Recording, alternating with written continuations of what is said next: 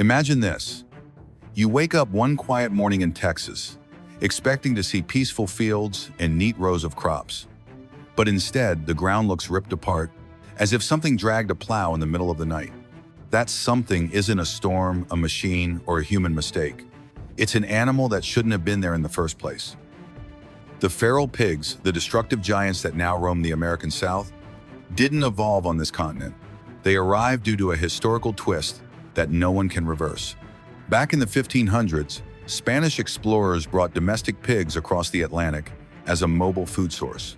Some escaped, disappeared into the woods, and thrived in a world where nothing could stop them.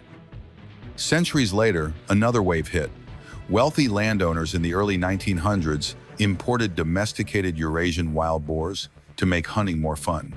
Fences were torn down, pens were destroyed, and the fierce, muscular animals mingled with the previously wild pigs. The result? A hybrid super wild boar, smarter, stronger, and far better adapted than their ancestors. From dense swamps to open grasslands, the animals spread silently but relentlessly. They learned the terrain faster than humans could react, and as their numbers grew, so did the damage. What started as a few escaped pigs became one of the most devastating biological invasions in North America, one that cost more than $100 million a year in damage and management costs. But the surprise here is, this disaster ended up creating an unexpected industry. And the deeper you go into the story, the more unbelievable it becomes. Before we go any further, tell me this. Should Americans consider feral pigs a threat to agriculture or a wild natural resource? Comment 1 for threat, 0 for resource, and be sure to subscribe so you don't miss the next part of this journey. If the origins of America's wild boars sound shocking, their reproduction is even more alarming. These animals don't just thrive, they multiply with a speed that turns a manageable problem into an unstoppable invasion. Wild boars are what biologists call habitat generalists, meaning they can live almost anywhere as long as there's food and water. Forests, swamps, grasslands, dry rangelands, even the boundaries of farmland, all of it becomes home. Their reproductive strength is the real engine behind their takeover. A single sow can breed year-round and produce 2 litters every 12 months. Each litter can contain anywhere from 4 to 12 piglets, with 5 or 6 surviving on average. When an entire family group called a sounder multiplies at that pace, the population curve spikes almost vertically. Wildlife experts warn that at least 70% of the population must be removed every year just to prevent growth. Anything less, and the numbers surge again.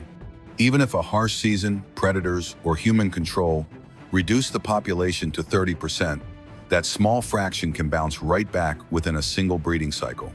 Very few large mammals on the continent reproduce with such overwhelming efficiency. The destruction they cause grows just as fast. Under the cover of darkness, a sounder can sweep across farmland like a living plow. They root through soil, tear up plant beds, shred roots, and churn the ground until it resembles a construction site. Cornfields, melon patches, potato rows, entire sections can be wiped out overnight. Their impact reaches far beyond agriculture. In forests, they tear apart the understory, expose fragile soil, and accelerate erosion. They compete directly with native species such as deer, wild turkeys, and raccoons. Even sea turtle nests are not spared when boars reach coastal habitats. The combination of explosive reproduction and relentless destruction is what makes wild boars one of the most challenging invasive species the United States has ever faced. When young salmon finish the smolt stage, they are finally ready to leave fresh water and enter Norway's cold saltwater fjords. This jump is only possible thanks to smoltification, a biological shift that changes their gills and salt balance so they can survive in the ocean. Without it, even a strong smolt would face deadly osmotic shock. Once cleared for transfer, smolts are moved to huge, circular sea pens anchored deep in the fjords. These pens, often more than 300 feet across, are engineered to handle rough northern storms. Inside, the conditions remain calm and spacious. Farmers keep density extremely low, about 2.5% fish and 97.5% water, so salmon can swim naturally while keeping stress and waste levels low. Technology drives almost everything here. Underwater sensors track oxygen, temperature, and salinity around the clock. High-resolution cameras watch how the salmon swim and eat, alerting farmers if behavior changes in ways that might signal stress or early disease. If feeding slows, automated systems adjust food delivery instantly to prevent waste and keep growth consistent. Long hoses distribute feed evenly across the pen, creating a drifting pattern that salmon instinctively follow. These controlled feedings help each fish grow steadily through the long ocean phase. To manage parasites like sea lice, farmers use cleaner fish, small species that pick lice off the salmon, reducing the need for chemicals. When needed, short freshwater or warm water treatments help keep parasite levels under control without harming the environment. Even with advanced systems, the ocean always brings risks. Sudden storms, temperature swings, or naturally occurring diseases can cause significant losses. Some years see millions of salmon lost across Norway's farms, a reminder that technology supports the process but cannot fully control nature. Over the next 18 to 24 months, the salmon swim continuously, building muscle and reaching market size, typically 9 to 13 pounds.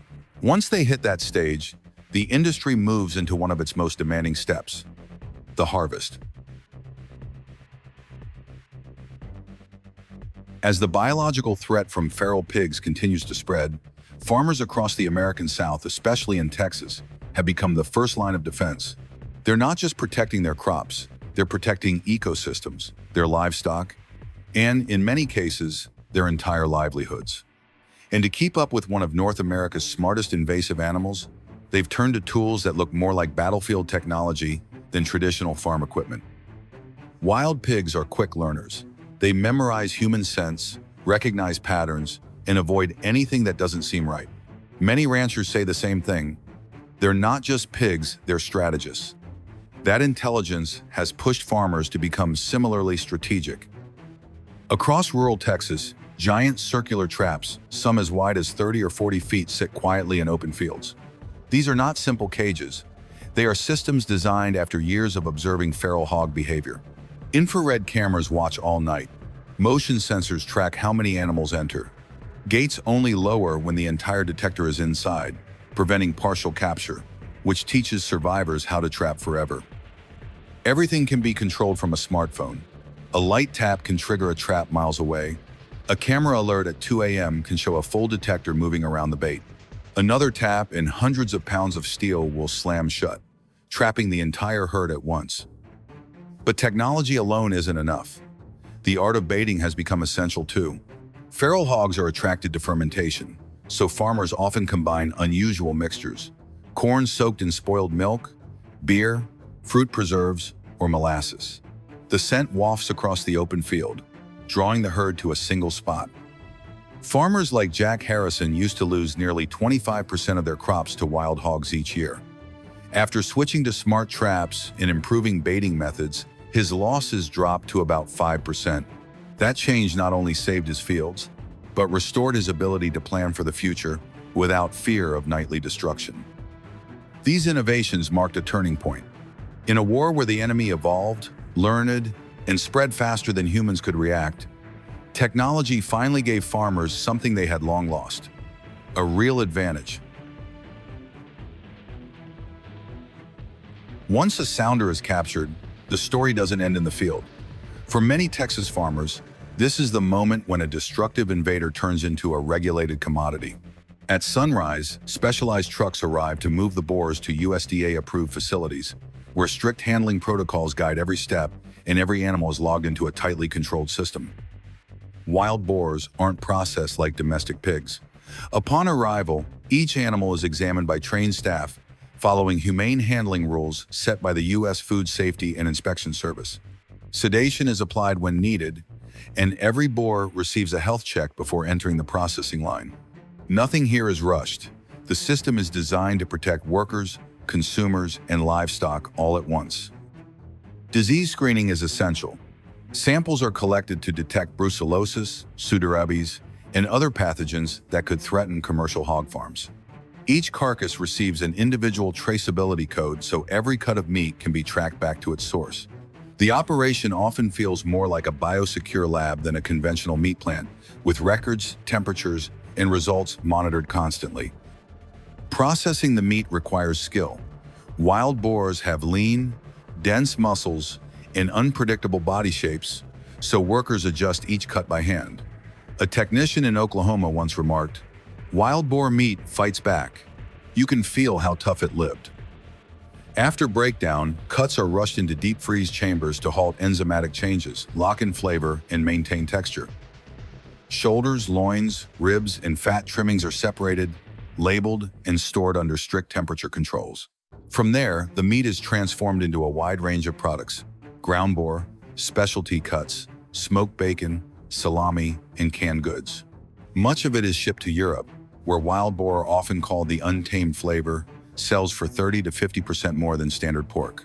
That price difference is what helps turn an expensive pest into a serious business opportunity. What started as a costly threat in the field now becomes part of a multi-million-dollar supply chain. Through careful handling, testing, and skilled processing, farmers turn an ecological headache into a dependable source of income. Clear proof that even the wildest problems can be redirected into profit. From the fields of Texas to the cold steel of USDA processing lines, the journey of wild boars reveals a contradiction that defines modern agriculture. These animals began as an invasive force capable of tearing apart ecosystems, spreading disease, and costing farmers millions. Yet through strategy, technology, and strict regulation, they have also become part of a surprising new economy, one that turns destruction into value. And that leaves America facing a profound question. What should wild boars represent in the long run? A threat to be eliminated or a resource to be managed? For wildlife biologists, the answer leans heavily toward control. The species reproduces too fast, adapts too easily, and damages too much to ever be considered harmless. Even regions with aggressive trapping programs struggle to keep populations from expanding into new territory. The income created from captured boars has allowed some rural communities to offset years of crop losses. Technological traps, traceability systems, and biosecure facilities have built an entire network where none existed before. What was once a crisis has evolved into a structured industry, one that brings both stability and opportunity to areas hit hardest by the boar invasion. Still, nature doesn't negotiate. Every drought, flood, or shift in habitat pressures these animals to move farther and adapt faster. The line between control and opportunity is thin, and every year, new sounders appear in places where they were never seen before. The challenge is ongoing, and the balance is fragile. In the end, the wild boar stands as a symbol of the relationship between humans and the land. Chaotic, unpredictable, and constantly shifting. Whether seen as a menace or a market, it forces us to ask how far human innovation can go in reshaping a problem, or whether nature will always find a way to push back.